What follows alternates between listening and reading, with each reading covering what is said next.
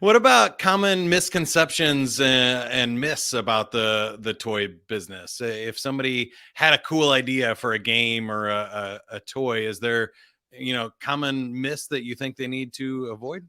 Yeah, there are common myths, but I think they apply to more than just toys. It's just inventing in general. A lot of people think because they have a good idea, the idea's got value. The idea is really worth shit until you have the solution. Yeah, So a lot of people come to me like, "Hey, would it be cool if we did this?" And I'm like, "How's it do that?" Like, I don't know. I'm like, "Well, you don't really have an invention. You can't call that an invention." You know. Or they'll be like, yeah, "Oh, that's I an idea. invented that years ago, and someone else came out with it." I'm like, "No, you thought of it, and someone else did it." There is a Yeah. difference. So I often say to vendors, like, there's no shortage of good ideas. But there is a shortage of good solutions. I think the sales and marketing part is interesting of that too, right? That's kind of my background I already mentioned, but um, it's great if you come up with a great idea, but if you can't sell it to anybody, either a distributor or to the end user, then you got a great idea that's going to fill your garage with toys, but not make any kids happy, right? Yeah, you need a clear channel to distribution, and I have met lots of people who come to me after they've already made something and they've done everything wrong, and they're like, "Can you help me?" And I'm like, "I can't. There's too many mistakes here." And then it's the toy industry is so nuanced, and there's so many things that matter from not just the cost of goods and how great the concept is, but the sizing of stuff, the category that it's in, the Yeah. material it's made of. All this affects the entire supply chain. Now, I guess I could be asking for a friend here, but I feel like a lot of the people that listen to this show, we're trying to help adults rediscover the power of the play. So they're not probably in the toy business, but if they did have a great idea, I kind of imagine it's a lot like the book business these days, where you can self-publish, you can kind of do a hybrid publishing, maybe get a licensing deal, or you could just sell your concept to somebody else and they take it and you get some sort of That is a royalty great analogy. model. Yes, the industry has opened up to the point now that you can, for lack of a better term, self-publish, right, or Mhm. manufacture, right, and have some success. And in fact, it's a better model than licensing it to a small toy company, because if you're licensing Mm. it to a small toy company, you're going to be collecting royalties on very low quantities, and maybe it's paying for a few dinners. And if you self-produce the same quantity, you could have a living.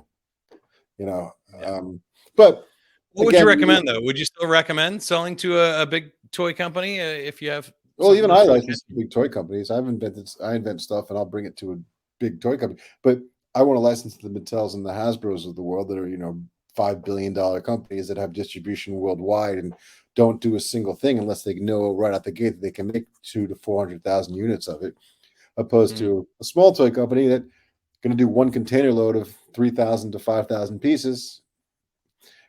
So in that respect, I think you're better off doing it yourself, developing it, and then, as you said, like a hybrid. Once it's up and running, then you can flip it to a larger toy company. So I see a lot more. A lot of the licensing model is turned into acquisitions. So the acquisition side of the toy Yeah. business has grown tremendously, because they're buying these guys that are small one item companies. They're just doing business on Amazon. And I think that's a great way to get started. What I've seen with publishing or podcasts or any type of performance medium that I interview a lot of like jugglers, magicians. I was a DJ and other entertainers. Is those big companies are looking for hire people with an audience and some sort of proven track record, or at least the test case, right? Like you said, can Absolutely. you make it function and do people want it? And then they'll acquire or hire or buy those types of products and people because it already has some sort of built-in audience and proven concept, right? Yeah, I mean, I guess like a good analogy would be like the music business, right? Like, if Hmm. you can write a great song and mail it to the label, and if they're like, the odds of them signing it is very slim. But if you build a huge audience on YouTube or touring, you're a lot more appetizing to them. And then Yeah, you still have to make a exactly. decision, like, is it worth it, or should I go out on my own? And again, you're going to want if you're going to sign with a label, you want a label that's got great distribution. Otherwise, just stick to what you're doing. Yeah, I think it does give you a lot more power in the negotiations too. If you got a big YouTube following, you can negotiate a better contract. Yeah, Or if you got people, you already have your own, set up and distribution, at least locally and stuff. You can say, "Hey, I'm making good money. I'm not gonna, um, sell it unless the price is right." It gives you some power and some options, which is yeah. great. What else about the actual toy process do you think people don't know? I'm imagining that, like packaging may be even a bigger deal than the invent. Packaging is a huge deal. Yeah. That's your front line of defense. That's you're facing towards the universe. That's what's going to tell people what your product does instantly, whether it's online or it's at retail. Bad packaging could kill a product. And plus, What are some keys to good packaging? well, I can tell you what not to do, but what makes it Yeah. good is a whole other thing. So, uh, the biggest mistakes I see out there are, but my favorite one is the monochromatic package because it looks really pretty. Because people think like a package is the same thing as a coffee table book. It's not. You do not have a captured audience. You're not sitting in front of it for a minute looking at it. You're walking past it instantly. And if it's monochromatic, it's essentially camouflage at retail.